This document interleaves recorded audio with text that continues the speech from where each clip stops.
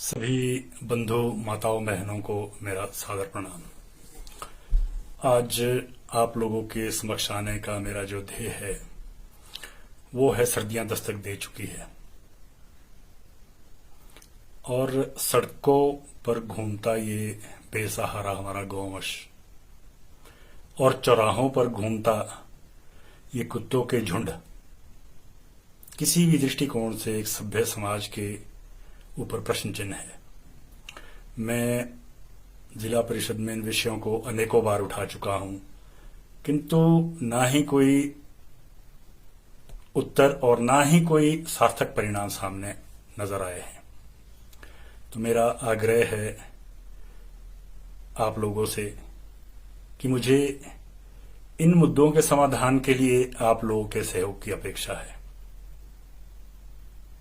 27 सितंबर 2022 से मैंने तय किया है कि नारकंडा में सरकार यदि इन समस्याओं का निदान नहीं करती है तो मैं वहां पर भूख हड़ताल पर बैठूंगा, क्योंकि इसके अतिरिक्त और कोई विकल्प नहीं बचता है। मांगने से भीख मिल सकती है, लेकिन हकों के लिए जो माध्यम हो सकते थे मैंने अपनाए। सरकार के समक्ष अनेकों बार इन मुद्दों को उठाया, लेकिन शायद सरकार तक ये बात नहीं पहुंची। हो सकता है इस हड़ताल के माध्यम से ये बात वहां तक पहुंच जाए।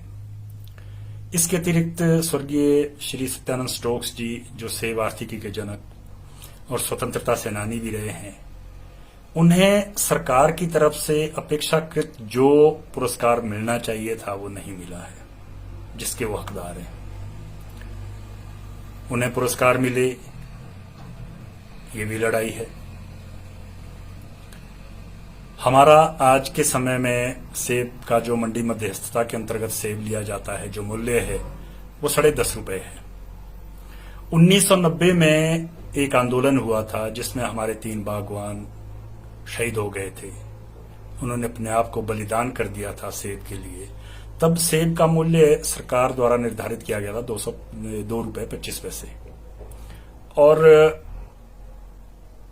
तब इन बागवानों ने मांग रखी थी कि ये रेट कम है, इसे ₹5 किया जाए। लेकिन 5 तो नहीं, ये शहीद हो गए और रेट बढ़े 25 पैसे, रेट हो गए ₹2.50। आज है 2022, 32 साल के उपरांत कितना गुना रेट बढ़े? 4 गुना। आज कितना गुना है, कितना दाम है? ₹10.5।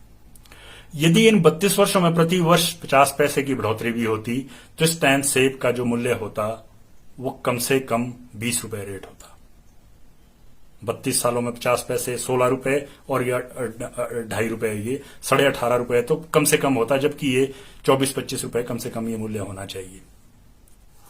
इसके अतिरिक्त जो सरकार सीए स्टोर या मॉड्यूलर स्टोर बनाने के लिए अनुदान प्रदान करती है, वो बड़े स्तर पर जो बनाना चाहते हैं 2000 मीट्रिक टन, 4000, 5000 मीट्रिक टन, मतलब के 70-80 हजार पेटी या 1 लाख से ऊपर के जो स्टोर बनाना चाहते हैं, उन्हें सरकार अनुदान देती है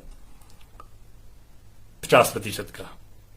और जो जबकि ये उल्टा है, जबकि बागवानों को अगर छोटा कोई लगाता है, कोई अगर 200 टन या 500 टन का या 1000 मीट्रिक टन का, तो उन्हें अनुदान दिया जाता है 30%, जो गलत है मेरे हिसाब से।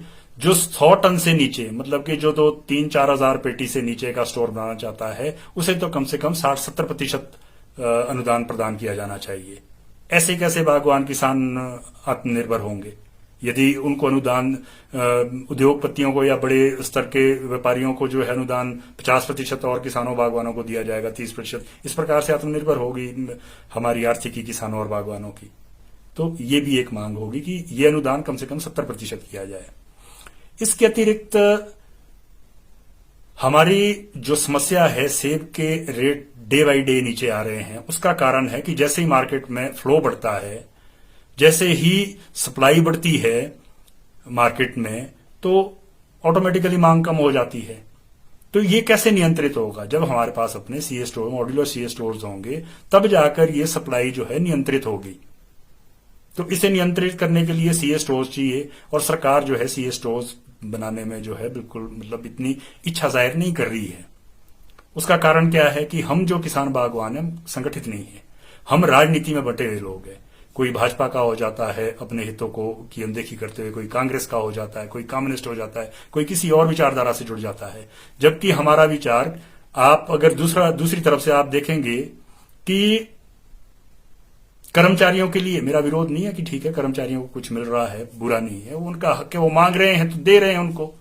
लेकिन जहां मुझे लगता है कि किसानों बागवानों के साथ सरकार ढुलमुल रवैया अपना रही है। हम भी मांग नहीं रख रहे हैं प्रॉपर संगठित होकर, हम भी इकट्ठे नहीं आगे नहीं बढ़ रहे हैं।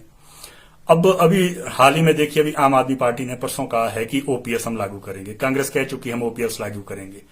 ओपीएस लागू होने पर 5,000 करोड़ का प्रदेश के ऊपर प्रतिवर्ष आर्थिक बोझ पड़ेगा। सरकार कहां से 5,000 करोड़ करेगी? लेकिन ठीक है करे, कर्मचारियों के लिए करे, कोई विरोध नहीं है, लेकिन 2,000 करोड़ रुपया बागवानों के लिए भी निकाल दे।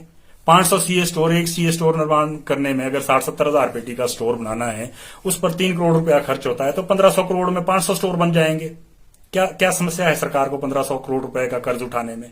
अभी 2,500 करोड़ का सरकार जो है कर्ज उठा रही है, उस 2,500 करोड़ में से 1,000 करोड़ रुपया जो है कर्मचारियों के एरियर और भत्ते पर जो है खर्च किया जाएगा, 1,000 करोड़ रुपया।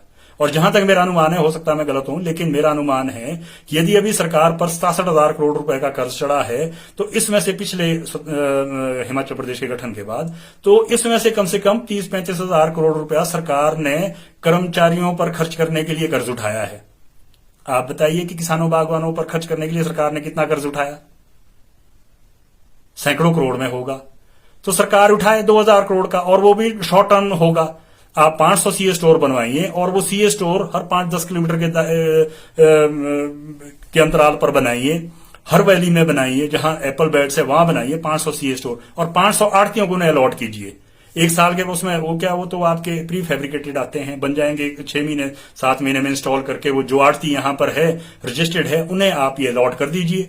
3 करोड़ रुपए आपका खर्चा, विद इंटरेस्ट 4 करोड़ रुपए ऑक्शन करवाइए, जितना महंगा बिकेगा आपका फायदा है। उससे जो पैसा आएगा वो आप कर्ज वापस कर दीजिए। और किसानों बागवानों के हितों की बात होगी कि आड़तियों के पास अपना सीए होगा, तो जितना वो माल लेना चाहेंगे उतना वो लेंगे, जितना उनके पास सीए में जगह होगी, और इससे सप्लाई भी कंट्रोल में होगी।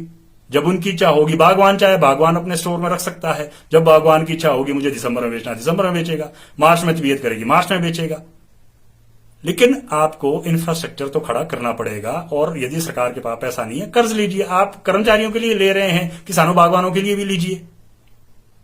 तो ये एक विषय है। इसके अतिरिक्त विषय है कि खाद और जो हमारे स्प्रे की दवाइयां आ रही है, इस पर कोई भी नियंत्रण नहीं है। कहीं से भी दवाइयां बन के आ रही है, कहीं से भी खाद आ रही है और खुली बिक रही है। क्या उनकी प्रमाणिकता है? सरकार हमारे पास कोई उसकी प्रमाणिकता नहीं है, तो सरकार उस पर नियंत्रण लगवाए। ये सारी 5-6-7 जो मेरी मांगे हैं, इन मांगों को सरकार मानती है तो अच्छा है, नहीं मानती हैं तो आप लोगों से आग्रह है, मैं तो बोल ही चुका हूं कि मैं बैठूंगा, मैं भूख हड़ताल पे बैठता हूं। आप लोग सिर्फ आइए, आप समर्थन दीजिए, मेरा समर्थन ना कीजिए, इन मांगों का समर्थन कीजिए, और इन मांगों के समर्थन में मेरे साथ बैठिए। भूखे आप हड़ताल, आप भूखे ना बैठिए, भूखा मैं बैठूंगा। आप सिर्फ बैठिए, अपना समर्थन दीजिए। हक हमेशा, मैं पहले भी कह चुका हूं कि मांग के भीख मिलती है।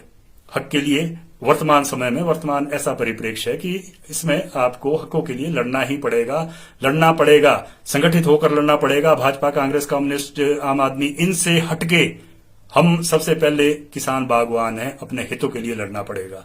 इन विचारधाराओं को, राजनीतिक विचारधाराओं को पीछे छोड़ के आगे आइए, संगठित होकर बैठिए, और अपने जो ये मांगे हैं, ये मांगे सरकार माने, अन्यथा ये आंदोलन आगे बढ़ेगा, धीरे धीरे गति प्रदान करेगा, और एक न एक दिन हम इसमें कामयाब होंगे। मैंने जैसे कहा कि सरकार अपने हित और कर्मचारियों के हित को तो प्रमुखता से रखती है, लेकिन किसानों बागवानों के हितों को नजरअंदाज करती है। तो हो सकता है कि हमारे मांगने में कहीं कमी रह गई हो, और ये बातें सरकार तक ना पहुंच रही हो। आप सोशल मीडिया पर भी देखते होंगे, कहीं भी कोई भाषण, कोई भी नेता भाषण दे रहा होगा, चाहे वो प्रतिभा सिंह जी होंगी, चाहे जयराम ठाकुर जी होंगे, चाहे हमारे माननीय प्रधानमंत्री जी होंगे, कर्मचारी क्या लिखेगा? कभी नहीं कहता हो कि भाजपा को सपोर्ट करो, कांग्रेस को सपोर्ट करो, इसको सपोर्ट करो, उसको। वो क्या कहेगा? ओपीएस। ओपीएस लागू करो। क्या कहेगा? आपके आउटसोर्स की पॉलिसी बनवाओ। आपने किसी किसान बागवान को सुना कि ये गौवंश को यहां से उठाओ? आपने किसी किसान बागवान को सुना कि आप सीए स्टोर बनवाओ? आपने कहा कभी किसी बागवान ने वहां कमेंट बॉक्स में क्या लिखेंगे? Support Bhajpa, we support Congress. तो जब हम ही संगठित नहीं है तो कैसे हो पाएगा? तो इसलिए मेरा आग्रह है, आप लोगों से निवेदन है, मेरे लिए नहीं अपने हितों के लिए आइए। 27 तारीख से मैं बैठ रहा हूं, बैठिए, इन मांगों का समर्थन कीजिए। इन्हीं बातों के साथ बहुत बहुत धन्यवाद। जय श्री राम। इस दिवाली ढेर सारी खुशियाँ और मारुति सुजुकी एस्प्रेसो घर ले जाएं, सिर्फ भूषण ज्वेलर्स के साथ। एक